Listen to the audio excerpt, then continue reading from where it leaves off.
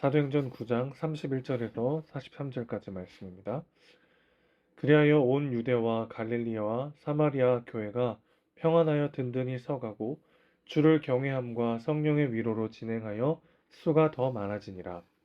그때 베드로가 사방으로 두루 다니다가 루타에 사는 성도들에게도 내려갔더니 거기서 애니아라 하는 사람을 만나매 그는 중풍병으로 침상 위에 누운 지 8해라.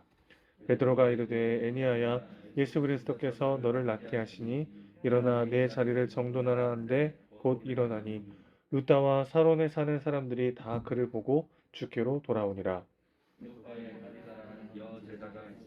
그 이름을 번역하면 도르가라. 선행과 구제하는 일이 심히 많더니 그때에 병들어 죽음에 시체를 씻어 다락에 누이니라.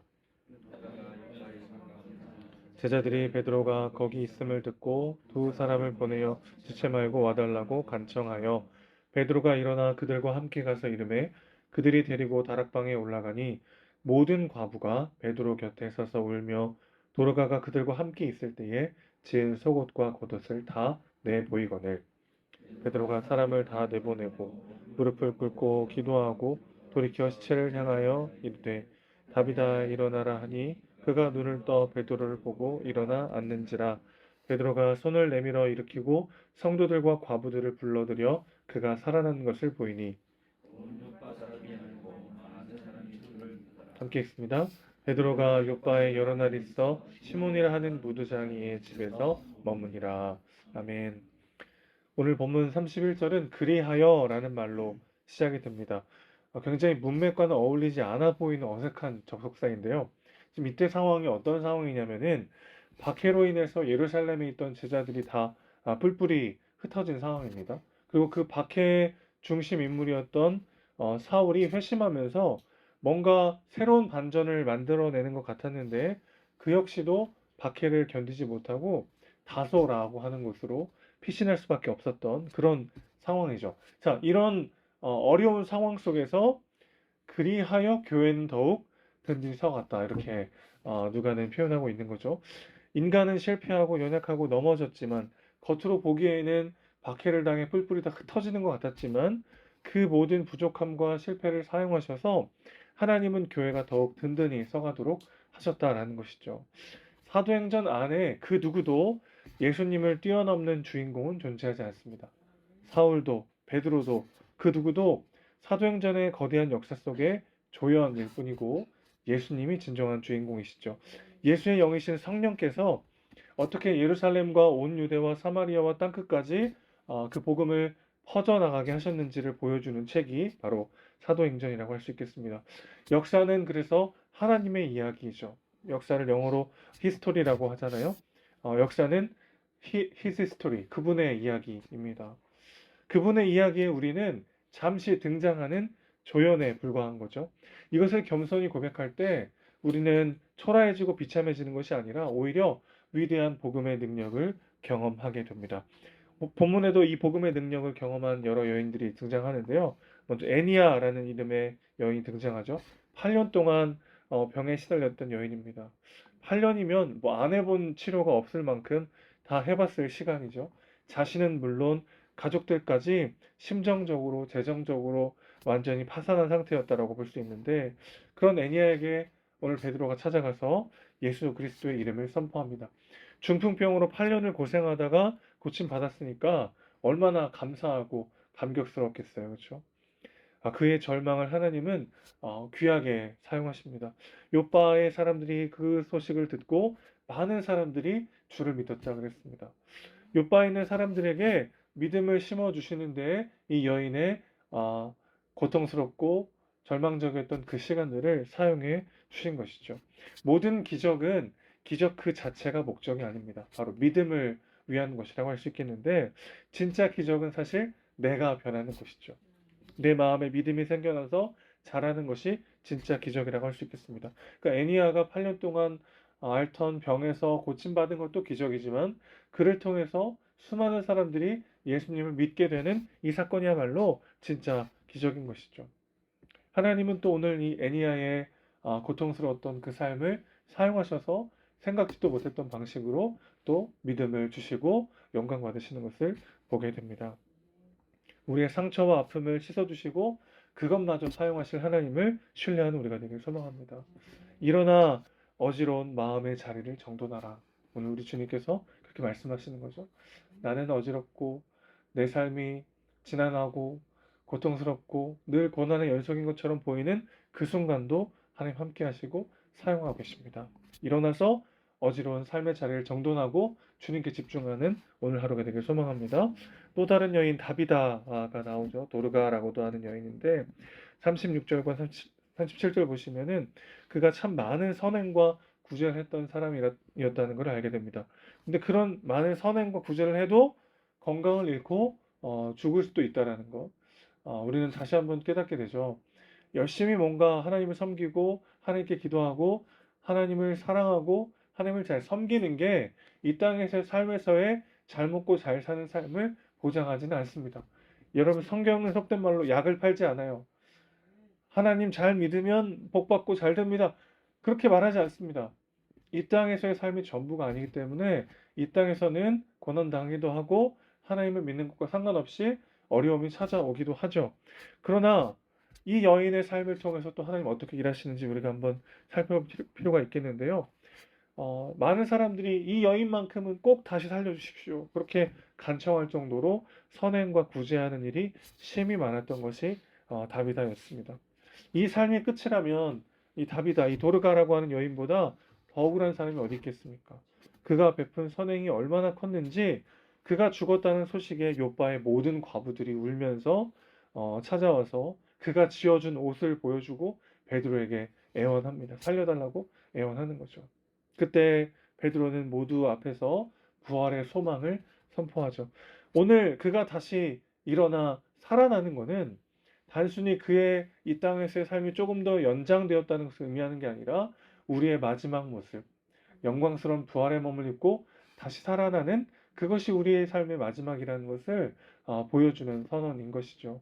그러니 이 땅에서 가장 절망적인 게 죽음이라고 할 수 있겠는데 그 죽음마저도 이기시고 우리에게 영원한 소망을 주시는 하나님을 바라보라고 오늘 본문은 우리에게 말하고 있는 것이죠.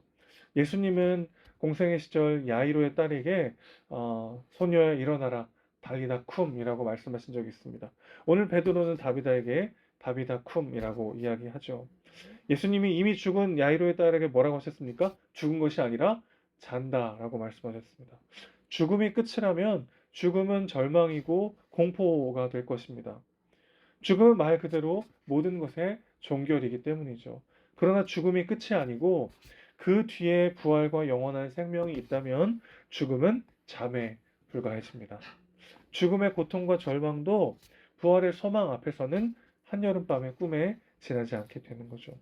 자, 이렇게 복음은 우리의 존재가 죽음에서 생명으로, 슬픔에서 기쁨으로 옮겨졌다고 이야기합니다. 그러니 오늘 우리는 결정해야 되는 거죠.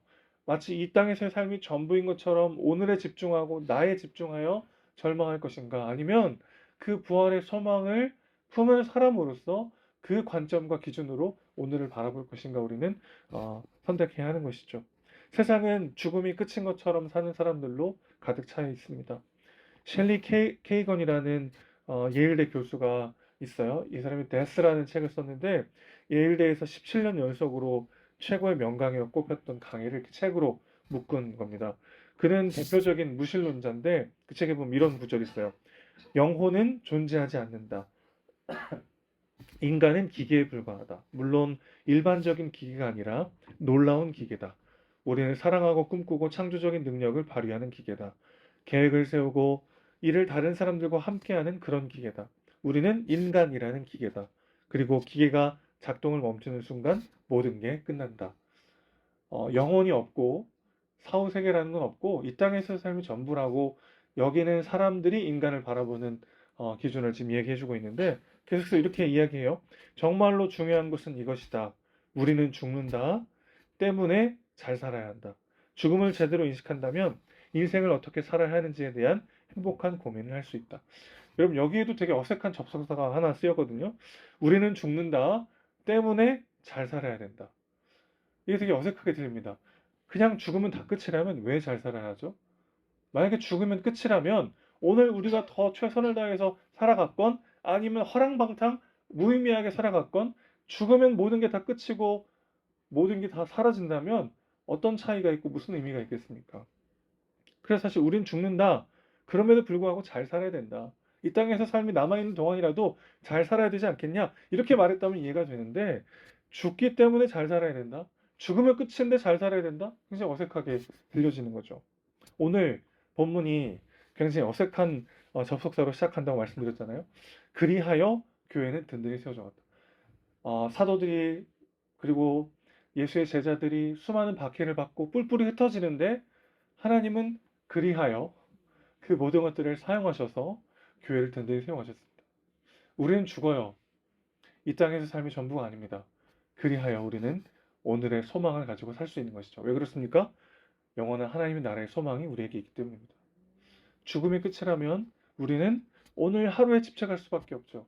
이 땅에서의 삶이 전부라면 오늘 하루의 성공과 성취와 소유에 우리의 목숨을 걸 수밖에 없습니다. 그러나 이 땅에서의 삶이 끝이 아니라면 우리는 영원한 하나님 나라에서의 소망을 누리며 오늘 하루를 바라볼 수 있게 되는 것이죠. 자, 오늘 베드로가 어디에서 유하고 있는지를 살펴보면 그 하나님 나라의 소망을 가지고 복음을 가지고 사는 사람의 자유가 무엇인지를 우리는 보게 되는데요. 오늘 본문은 마지막 43절에 이렇게 끝나죠. 베드로가 시몬이라고 하는 무두장이의 집에 머뭅니다. 시몬이 시몬의 집에 머무는 재밌는 일인데 무두장이라고 하는 것은 죽은 동물의 가죽을 접촉하는 일을 하던 사람이에요. 유대인들에게 이들은 일종의 불가촉 천민입니다. 가까이 하면 안 돼요. 율법이 부정하다라고 규정하는 동물의 사체를 만지는 사람이기 때문에 원래 정통 유대인들이라면은 그런 사람들과 상종하지 않습니다. 베드로는 그런 무두장이 시몬의 집에서 상당 기간을 머무르는 것이죠. 예수님도 당시 바리새인들과 서기관들에게 질타를 당하셨던 이유가 세리나 창기들과 교제하셨기 때문이었죠. 베드로가 또 그리고 예수님이 율법을 어긴 것인가? 그럴 수 없죠. 율법에 의하면 정함과 부정이 만나면 부정함이 정함을 오염시키게 되어 있습니다. 그래서 나를 지키는 방법은 분리되는 거죠. 거룩을 지키는 방법은 부정함으로부터 멀리 떨어지는 겁니다. 그런데 단 하나의 경우 정함이 부정함을 만나도 부정이 옮겨지지 않게 되는데 바로 거룩함이 부정함을 덮어버리는 경우입니다. 예수님의 경우가 바로 이거죠. 예수님의 거룩함이 오히려 부정함을 정하게 하십니다. 그래서 그분은 모든 율법의 완성이 되신 것이죠. 그분 안에서 우리는 이제 어떤 것에 접촉한다고 해서 그것의 부정함이 옮겨지지 않는 자유와 은혜를 누리게 된 것이죠. 그리스도와 함께 죽고 그리스도와 함께 사는 우리는 이제 오직 그분의 사랑 안에만 매이는 존재가 되었습니다. 미래에 대한 초조함, 끝없이 애정을 갈구하는 외로움, 충분한 물질을 가지지 못해서 오는 불안감, 내 자녀와 내 가정에 대한 안정과 끝없는 걱정, 근심, 그 모든 속박으로부터 예수 그리스도의 이름이 우리를 완전히 자유하게 하실 줄로 믿습니다. 오늘 내가 진짜 속박당하고 구속당하는 것은 무엇인지 돌아봐야 하는 것이죠. 다른 사람의 시선, 인정에 매이지 말고 미래에 대한 불안에 갇혀서 오늘을 망치는 것이 아니라 우리에게 하늘 소망을 주시고 영원한 하나님 나라에서의 삶을 약속하신 그 예수 그리스도의 이름, 그분의 이름을 붙잡으며 오늘의 삶을 살아내는 우리 모두가 되시기를 주님의 이름으로 축원합니다. 오늘 병에서 고침받고 죽음에서 구원받고 사회적 규범, 율법의 잣대와 기준에서 자유하게 된 이 세 사람의 모습을 보면서 복음이 주는 진정한 자유와 생명을 누린 삶이 이런 삶이구나 우리는 보게 되는 것이죠. 이 삶을 오늘 우리가 살아내길 소망합니다. 하나님 나라의 소망과 그 가치를 붙잡고 담대히 오늘 하루를 살아내는 저와 여러분 되시기를 주님의 이름으로 축원합니다. 아멘. 하나님, 예수의 이름이 우리의 상처를 치유합니다.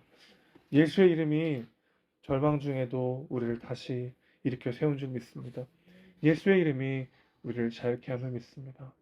주님, 오늘도 이 땅에서의 삶이 전부인 것처럼 나의 마음과 시선과 내 시간과 모든 것을 빼앗기지 않게 하시고 눈을 들어 주님을 보며 이 땅에 임할 하나님의 나라를 꿈꾸고 그 소망을 가지고 오늘 하루를 넉넉히 살아낼 수 있도록 복음이 주는 자유와 생명과 능력을 누리는 오늘 하루가 되도록 주여 붙잡아 주시옵소서. 우리 사랑이시고 주인이신 예수님의 이름으로 기도합니다. 아멘.